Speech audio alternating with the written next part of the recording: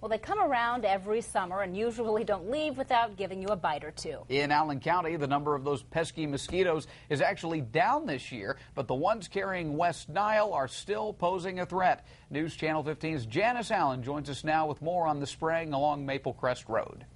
Well, Mark and Heather, some mosquitoes tested positive for West Nile in St. Joe Township just yesterday. And get this, health officials say the fight against West Nile is starting earlier this year, and there's no telling what the rest of the season will bring.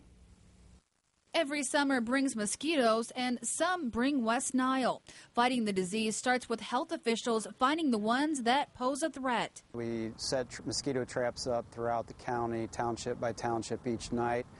We run about 20 traps a night. And those traps lead to testing to see which ones are carriers. So far this year, there have been 2 cases with results positive for West Nile.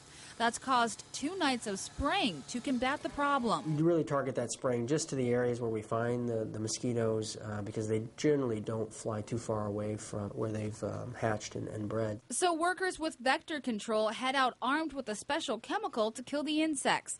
Tonight they sprayed around a small area in St. Joe Township, the latest site of a positive West Nile test. It's called ultra low volume, so it's a very small amount, but it's small enough, or it's enough that it's going to knock down a good number of those mosquitoes out there that could be carrying the West Nile virus. A drier summer has actually led to fewer mosquitoes posing a nuisance this year, but ironically, it's also brought much earlier West Nile spraying. Because of the dry conditions, that creates, little small pockets of water that can breed the type of mosquito that carry West Nile. Fighting the disease usually kicks into high gear in August, and health officials say they're ready for whatever the rest of the season brings.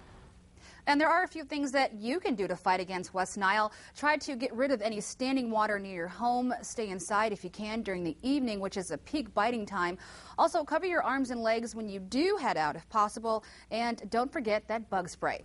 I'm Janice Allen, News Channel 15.